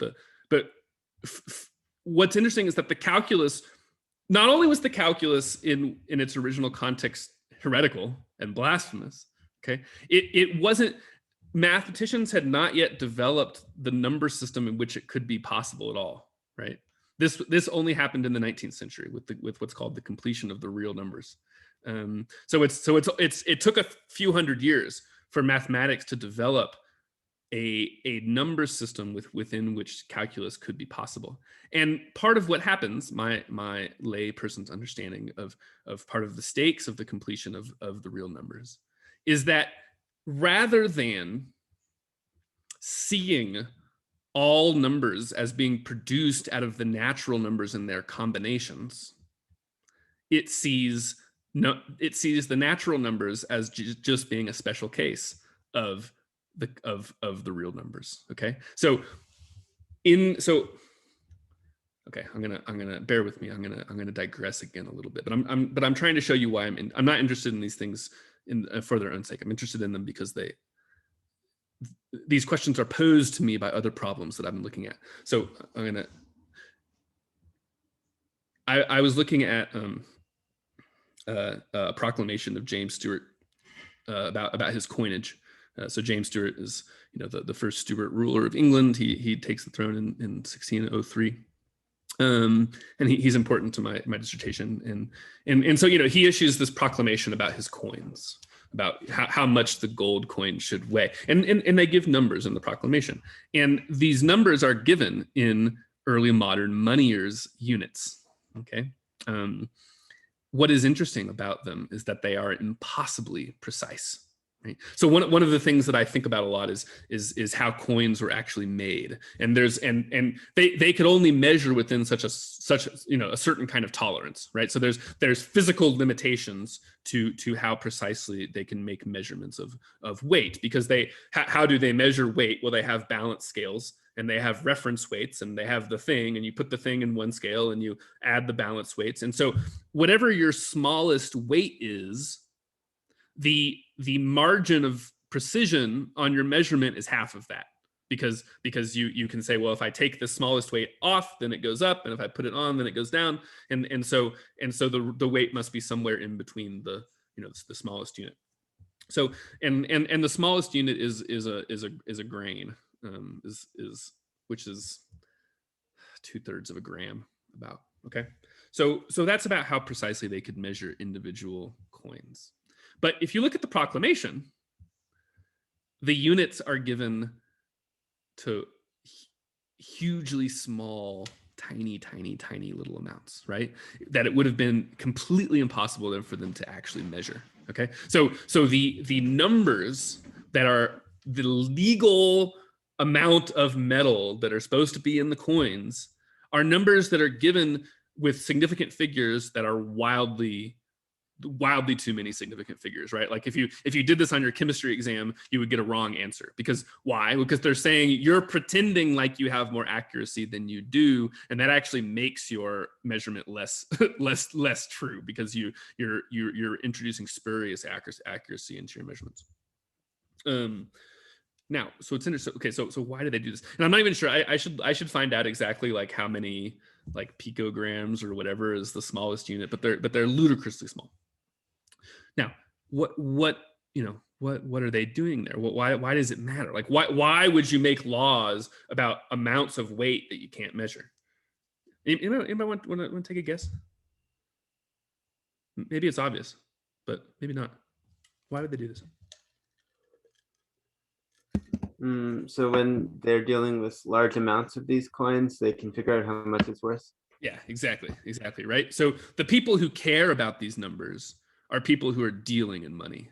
And so they're dealing in very large quantities of coins, right? So they don't really care about how, it's not about single coins, it's about, okay, here's 1,000,000 pennies, and their profit is in the margins, right? So when you multiply it by 1,000,000, and that's how many pennies you're dealing with over 10 years or something, that makes a difference to the profit margins of the bankers. Okay. So these number systems that are being created in order to serve the needs of accounting and of money markets, okay, are far in advance of the number systems that are created by scientists in order to measure the natural world. Okay, so it is economics that precedes natural science in demanding the construction of number systems that are adequate to its purposes, right? Because of the fact that they're dealing with very small spreads accumulated over a large number of transactions. Okay. Here, let me give you another example. So I assume that most of you know what high frequency trading is, right? High frequency, you write an algorithm and it executes trades at tiny fractions of a second. So these and they do things like, there's co-location. So in the HFT business, right, the speed of the latency of your internet connection makes a big difference.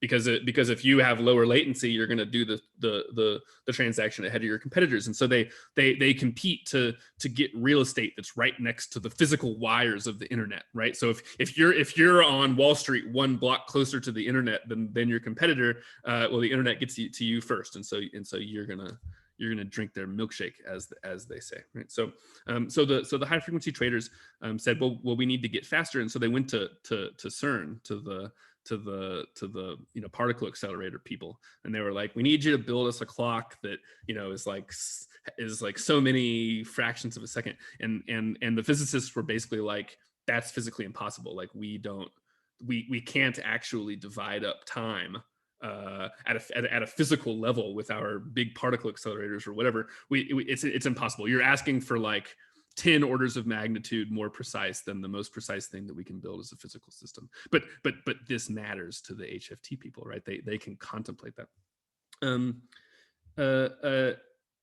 So now to put a close on my parenthesis. So what I've been thinking about more recently is I'm thinking about the monetary reform of King Croesus. He's like the first guy to invent bimetallism or whatever. The details don't really matter, but thinking about this has led me to do a lot of work with fractions, right? Because the ancient people didn't calculate in decimals, right? They calculated in fractions. And so part of my methodology for trying to understand what's going on with the money is to understand the mathematics as they used them, right? Everything has to be intelligible in indigenous mathematical units rather than our own. So if you're studying coins and you're measuring them in grams, that's not going to help you because you're not going to be able to see the patterns that are happening, right? So I've been trying to reconstruct the mathematical thought of the people who created these early coins and understand exactly how they were counting rather than impose how we count onto them. And they saw the world as, you know, as composed of fractions. And so the point is, right, that for them, all numbers could be created by the series of natural numbers, the counting numbers, okay, and relationships between them. So we begin with the whole numbers, and then we can put fractions, right? If we have 1 and 2, then we can put 1/2 in there. And then once we've added 3, now we have 1/3 and we have 2/3, and we can gradually fill in the space in between two integer numbers, right? So this is the pre-modern metaphysics about numbers, which is that the whole numbers come first, and all of the other numbers in between them are derivative of them and created by the relations between them. And that's why irrational numbers are such a scandal, right? Because you can't actually, there is no fraction that is exactly equivalent to pi and all of this kind of stuff. But what happens eventually by the end of the 19th century is that we get, so Josh will correct me if I'm wrong about this, but my understanding is that the system of real numbers, okay, in that framework, it's not really the case that the whole numbers are original and everything else is derivative. Rather, it's that the whole numbers are just numbers where every decimal point after the whole number just happens to be 0, right? So it is in some ways the whole number is not the original primal identity from which everything else can be generated. Rather, in this conception, the whole number becomes what I'm going to call a degenerate special case. And what I mean by that is a special case in which all of the complexity just happens to cancel out because the terms are 0, right? So imagine you had a long equation with a bunch of higher power terms, right? Well, if the coefficient in front of all of the terms after the first term just happened to be 0, then the system would look very simple, right? But the question is, well, is that case in which all of the coefficients are 0 and so the complexity cancels out, is that case ontologically original? Is that case like more real, more primary from a metaphysical sense, or is it kind of just an accident? Is it kind of just an arbitrary accident in which all of the complexity just happens to cancel out? And so this in a way turns the metaphysics of number on its head. I hope that makes sense, and it makes sense why it's interesting. Any comments, thoughts about what I've been saying? I just want to point out that the ancients did have a notion of continuous quantities, length. Of what? Of continuous quantities, length. Length? Yeah, length. The length of a line, that's a continuous quantity. It's not always a number. It's only a number when it's an exact multiple of a smaller length that you're considering a unit. Yeah. So I think what you're pointing to is the fact that for this is why for them arithmetic and geometry are actually fundamentally different disciplines, because because it's only the fact that you don't do geometry in terms of arithmetic that makes that possible, because they don't have an arithmetic that's capable of dealing with the continuum. And so if they're going to deal with the continuum in geometry, it has to be different from arithmetic. Okay. And this in fact this is what's important about Descartes. Descartes, and there's some secondary reading that I was looking at. I can pass along in the Discord that'll get into this stuff, right? But an important part of Descartes' revolution is that he introduces algebraic geometry. So he reduces geometry to algebra. That ultimately requires the production of the real numbers, is my understanding, in order to make that really possible. And this is in some ways the difference between ancient mathematical thought and modern mathematical thought, is the synthesis of arithmetic with geometry, which for most of history had been images of thought that are at right angles to one another, to use a geometrical metaphor, right? Why? Well, because of the fact that geometry requires irrational numbers, that pi is irrational, and they can't be commensurated with one another. So it's only once we develop a number system that's capable of dealing with irrationals at the level of its basic plumbing, okay, that geometry and arithmetic can be synthesized. And this is an important difference between the modern way of thinking about mathematics and the ancient one. And we'll get into this in week 4. We're going to take a look at Wolfram, Stephen Wolfram, who has sort of a, like Mandelbrot, he's also kind of he's a kind of a grandiose figure, right? He's like, I've revolutionized human thought, and so he has the new kind of science book, but one and it's all about cellular automata, right? So it's about the way that complexity can be generated from deterministic systems and all that kind of stuff. But another part of his ontology is an assertion of ontological discreteness. Okay, so actually, what Wolfram is proposing is to undo Galileo and the infinitesimal, and to say actually no, the world is discrete. And we don't actually need to assume ontological continuity in the world. So he's in some ways reasserting a pre-modern metaphysics, which is extremely interesting, and I hope we'll get into that in the first session. Okay.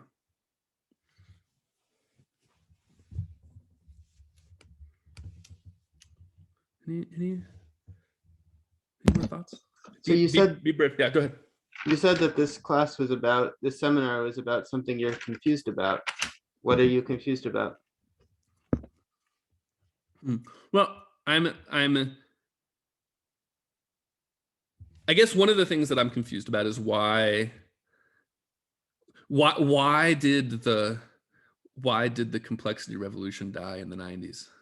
Right. So I mean, if you look at the sort of the history of this stuff, right? I mean, so you get, like the 90s is a cultural moment in which like everybody's talking about, there's like the butterfly effect and all of this kind of stuff, but it feels to me like it's been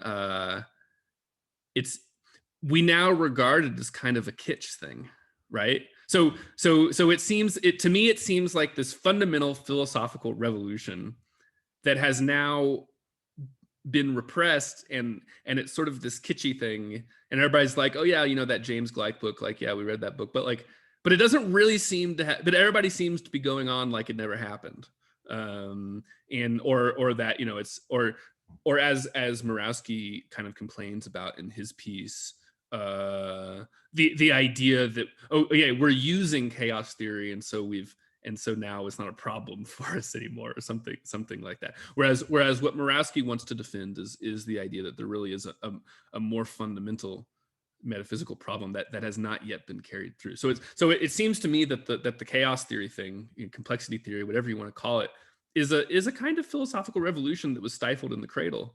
And I'm confused about why that is. Why do I encounter so much resistance when I try to, draw on this, to think about the things that, because especially in the case of the discourse of economists, it really seems to not have landed. That's one thing I'm confused about. I'm confused about, as I was saying earlier, what if we accept this? If we accept that there really is this problem, does that mean that I win as a non-mathematician, and that now the mathematical social scientists have to kiss the ring, and they have to agree that history and philology are the master sciences? And I mean, or have I been premature in declaring victory here? That's one thing that I'm kind of interested in. Yeah, I mean, but I'm not sure I understand it. And is there something more satisfying to say? Again, I mean, is it a negative result for thought? I mean, just and I'm interested in this because I, kind of in my intellectual formation, have kind of been brought up in a more conservative educational tradition, I would say, in which, it didn't used to be the case that numeracy was more highly prized than literacy, right? So I feel like an outsider in most, when I try to talk about economics, or I try to talk about money or something like this. I mean, the economists can say all kinds of stuff that's just historical nonsense about money, but I don't have a model. I don't have a mathematical model, and so I'm not taken seriously. So the numeracy and the command of number in mathematics is the ticket to entry to a lot of serious discourse about a lot of things that really matter. But that hasn't always been the case, right? That is a kind of recent phenomenon that is part of bourgeois educational culture, that numeracy has taken the place that literacy once held. And so I'm interested, am I being grandiose in saying that, look, I mean, we can we can talk about in terms of mathematics, in terms of this Mandelbrot stuff, why mathematics fails to comprehend reality, and why really it's the historians who should be in charge of things, and not the mathematicians. Or am I is that simply because I don't understand the mathematics well enough? And if I really understood the mathematics, then I would understand how there isn't really a problem, and the mathematicians can deal with all of this stuff. And I don't know, maybe I don't know if any of you can answer that question for me, but that's why I wanted to dig into it. Yeah, Will. I don't know if this is something that like really has a sort of like clear or easy answer, but there's something I like, I'm a little lost about, which is like where it seems like the proposition is to like have history stick the landing of the chaos move or whatever. Mm-hmm. So it got dropped by everyone else in the 90s or whatever, and then history is the one that sort of grabs the baton. But like how? Because I know that you've talked in the past about like differential ontologies and stuff, but I don't necessarily see Deleuze as someone, and obviously other people are talking about it, but I don't see it as Deleuze as someone that's dealing with history exactly. Right? It like time definitely. I mean, and probably it's like not realistic to sort of bar Deleuze from as a historian, but like he's probably not. And I know Foucault or whatever was talking about history and whatnot, but do you see what I'm saying? Like I feel like having history stick the landing of chaos is not entirely that clear to me how you would do that if you're talking about differential ontology, because like time becomes its own differentiating unit, and then how would you, as Joshua was mentioning, how do you ascribe length? Like what's the flat table of history? How do you talk about table without flat? How do you talk about history without a flat table? Right. Yeah. I mean, there is no. Yeah. That's good. I mean, yes. I mean, part of do we have to change what we do as historians if we learn from the chaos theory stuff, or does it just confirm that we were right to be historians and not mathematicians all along? That's one of the questions. And and I guess I can't help but feel like there has to be something to learn from the chaos math stuff that isn't just confirming that I was right to not study mathematics in the first place. That's what I'm confused about, and that's what I'm hoping that all of you can help me think through in here. I mean, I can draw some metaphors from it, but of course, what's interesting is that Mandelbrot is already drawing Mandelbrot is drawing metaphors from my turf when he's talking about Joseph and Noah. I mean, that's my turf. So is Mandelbrot just translating into the language of mathematics what they should have already known if they hadn't wasted their time being mathematicians and they had read the Bible instead? I mean, do you see? It's hard to know before trying a certain line of inquiry whether it's going to yield anything. Yeah. I mean, there has been a lot of work in pure mathematics on these topics of chaos and stuff. Right now it goes by the name dynamical systems. So like I have a friend who's doing his PhD in dynamical systems right now. Yeah. It definitely hasn't been forgotten in math. There's someone at UC Riverside who does fractals, and all his students are studying fractals. Mm-hmm. So, I mean, I think really the thing is that this math hasn't been used for economics. And well, yeah, that's part of the problem because, well, I mean, for reasons that we've been talking about, right? Which is that economists assume that the only task of thinking about economics is to assume that the world's going to mostly go on like it has when the baby boomers were alive, and the question is, well, does that apply now that the baby boomers are dying and the human generation out of which we're extrapolating is no longer, we've now moved from n equals 1 to n equals 2 from the perspective of human generations, and well, that's so I think that has major consequences for thinking about where we are in our moment, because part of one of the lessons from the fractal math stuff is that the answer to your question changes depending on the scale at which that you're looking at it, right? So we could look at economic systems and assume that a year is the basic unit of time, or we could assume that a human generation is the basic unit of time, and we might get different answers. And of course, economists are not very good at thinking about social reproduction, right? The fact that what economies are made up of is families and lineages and those kind of things, and not just individuals, right? In economics, people are immortal and they don't have families, and that's a certain kind of problem. But I guess but in a way, maybe, that's kind of obvious. Like the problem for economics is obvious, which is that, maybe Nassim Taleb already wrote that book. Okay, there's black swans. Yeah, we get it. And so part of maybe my strategy for saying, okay, there's got to be something more to this is I want to look at what consequences this has for the basic image of thought of Western philosophy. Right. So yeah, we know about the fractals, but people are still, our basic philosophical references are still a bunch of people who in their books write, the one thing that nobody could ever doubt is that a triangle has 180 degrees in the interior angles, right? And we'll look at these things. And it's connected to problems of peace and war, right? So Hobbes says this. Hobbes says, basically he's like, well, there's a lot of stuff that, is like, it's human social relations construct the truth and stuff like that, right? But the one thing that even if people who were at war with each other and who hated each other's guts, the one thing that they'd never disagree about is that a triangle has 180 degrees, right? And we have we have Kant, right? People are still talking about Kant, even though there's been Einstein, and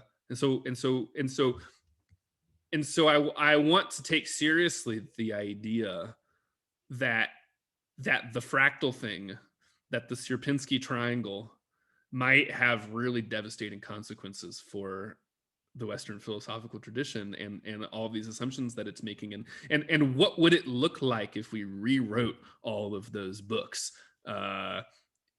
beginning with the Sierpinski triangle rather than Euclid. Like could we do that? And what would change? And I don't know, but that's what I want you all to help me think about. Michael. Yeah, I'm sorry, I'm about to make this kind of very like naively political. And I like the way, Colin, that you've kind of described why you're interested in these problems and that it's not the math itself. And I'm especially excited about sort of the way that this history is problematized or problematizes like the regime of this scientific society.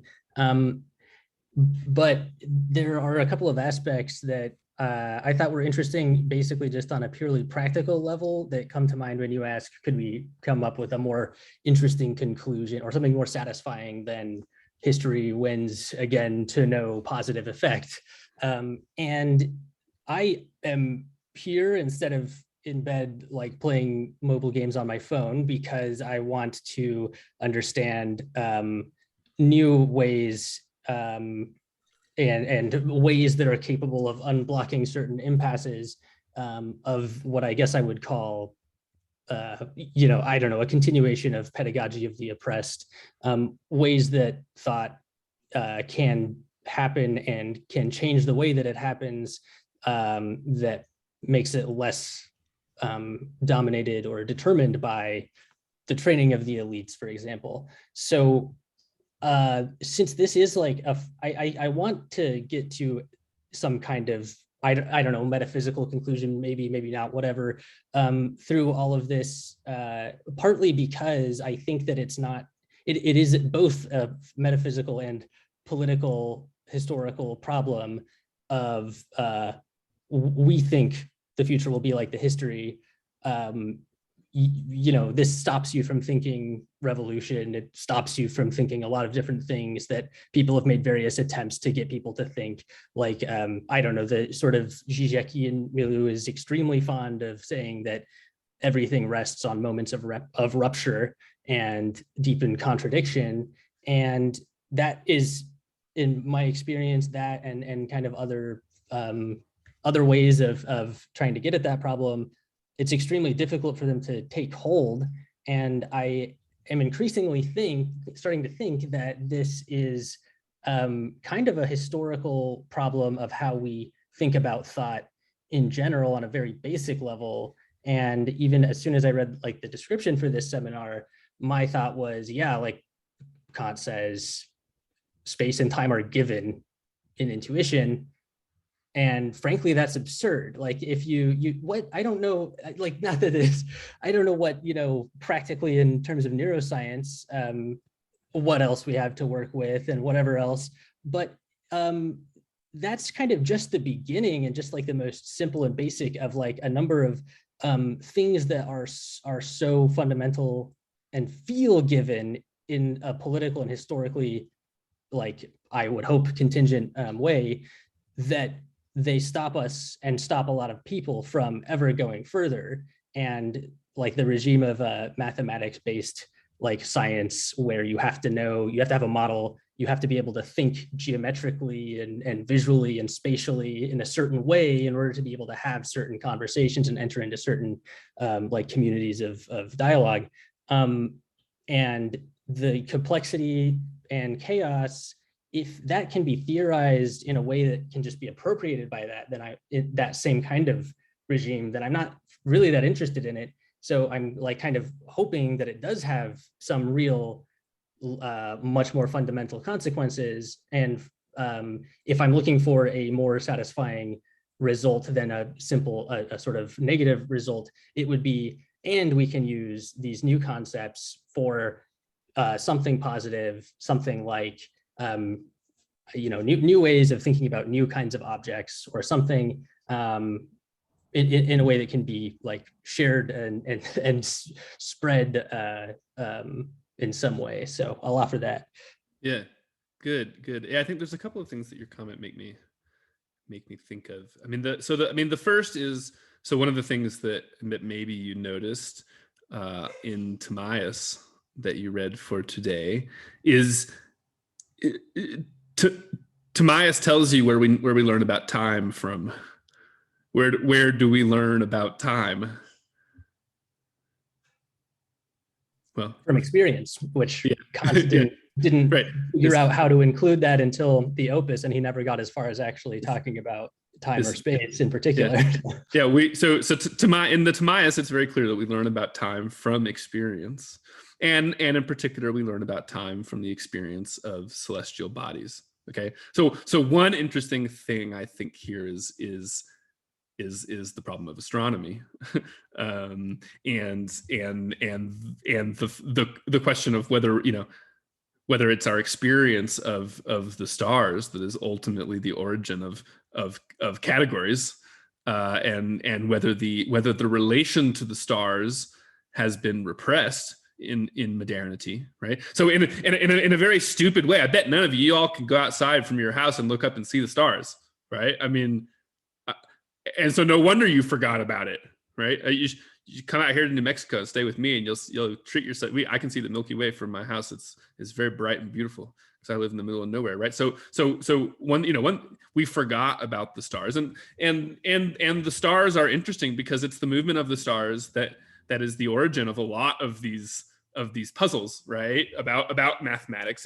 It's the metaphysical assertion that the stars are perfect, that the movement of the stars is purely circular and smooth, and what does Newton do? Well, Newton brings the stars down to Earth by asserting the movements of earthly bodies and the movement of heavenly bodies follow the same patterns, right?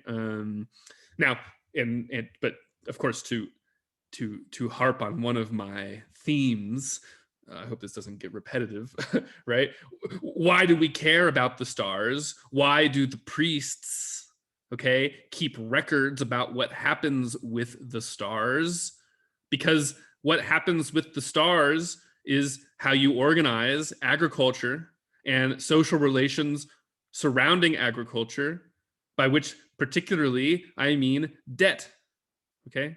Why do we study the stars? Why do we keep records about the stars? Well, because the movement of the stars constructs time in which debt is reckoned, right? I mean, this is there's a historical materialist, and think about the priests in Egypt. What are they? Why are they the priests? What do they do? Well, they keep records about the stars, and they also keep records about the inundation of the Nile, which matters and is chaotic, right? So the time series of the level of the inundation of the Nile, I think, may be the oldest data series in human history. And if you study it, I mean, it's chaotic. It exhibits all of these kinds of irregular. There's no point at which your data series is long enough to satisfy the central limit theorem, right? So this is kind of interesting. The second point.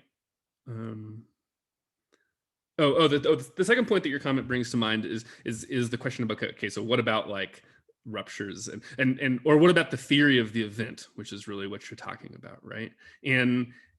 And so one thing that interests me that perhaps our topic bears on and can teach us something about, maybe, right, is, and one thing I've really been interested in is the construction of the idea of modernity as a sacred history, as a secularization of sacred history, right? So many of us might believe, right, that once upon a time there was the world before capitalism, and then capitalism happened, and this was much like the fall in which sin entered into the world, and we live in the in-between time between when sin entered into the world and when our sin will be redeemed, and so the way that we think about history, okay, and this way that we frame history tells us what the relevant past is, right? It says the relevant past begins here when capitalism happened, and things before capitalism don't matter. And our question is, okay, when is capitalism going to be redeemed? This is a question that we're really concerned with. One. And it's in modern philosophy, people have tried to think about this mathematically, and in particular, I'm thinking about Badiou. Okay, so some of you may be, how does Badiou think mathematically about the event? Well, it's the null set, right? That's so we get this whole kind of mathematical theory of revolution in which the rupture is like hiding there in the very basis of our ontology, like from the very beginning, and it always gives us this possibility. Now, to my mind, trying to say that the revolution is the null set is reproducing all of the worst parts about the theory of capitalism as a sacred history, which is that, well, really what you've done is produce a Gnosticism.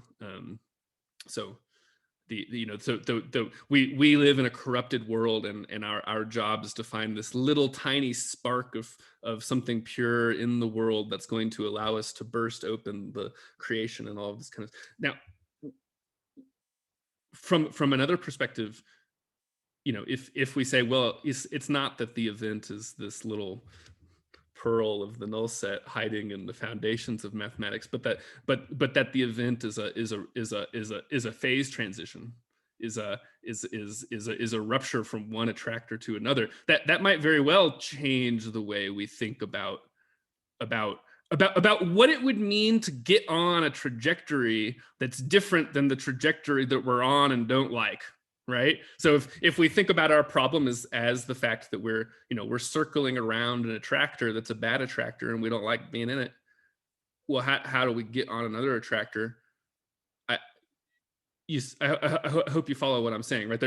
Depending on how we think about mathematics as ontology, we might be led in different directions, and I think the kind of Badiouian sense is really it emphasizes all the worst aspects of the theory of capitalism as Christian sacred thought, and it might be interesting to see what would happen if we thought about things in terms of Mandelbrot instead. Now, the response to this might be, well, in doing that, you've abandoned your commitment to revolution because you've abandoned the idea of this fundamental ruptural change, and now what you have is a theory of fundamental change as emerging out of the series of ordinary becoming, as Badiou, I think, puts it in his critique of Deleuze. So in some ways, what we are looking at is a kind of Badiou versus Deleuze thing.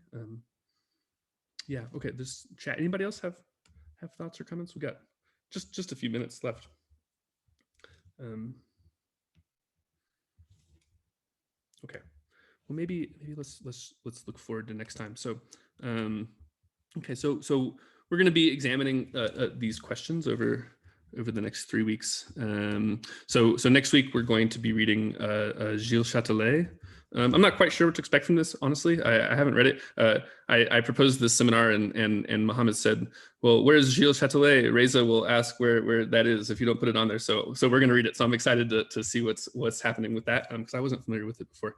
And we're gonna read a chapter from a book I like by William Byers called Paradoxes in Math. It's a book called How Mathematicians Think. It's about the generativity of paradoxes in mathematical thinking, and we're going to read Meno, Plato's Meno, which is a dialogue in which Socrates instructs a slave boy in geometry. So we're going to think a little bit more about the role that the geometrical method and geometrical exposition plays in Western thought, and we're going to think in particular about power relations, that what role it plays in, right? So it's not a coincidence that Plato, it's a slave boy being instructed, and so we're going to think about freedom and servitude in thinking through there, and we're also going to look at some Aristotle, which is part of where the prohibition of the infinite comes from and everything. So that's what we have on the table for next week. Anybody have any? Right. Yeah. Anybody else has any question? Any remarks? Okay. Thank you, Colin, for the great session. Just a final note regarding the requirements of the seminar. As you all might already know, you are required to deliver a text presentation in groups of 2 to 3 people if you're interested in receiving credits for this seminar. and a final essay. And after this session, I will be sharing with you the link to the Google Sheet where you can choose the text and write your names. All right, I guess that's it for today. Thank you again, Colin. Thank you everyone for the discussion. See you all next week. Great, everyone. See you, and I hope to see you in the Bye-bye. Discord also, so we can talk about readings as we go through. Of course. How do you get access to the Discord? Email the organizers; they should send you the link. Okay. I'll email it to you. Okay. All right. Great, thanks everyone. Have a nice week. Goodbye, guys. Bye.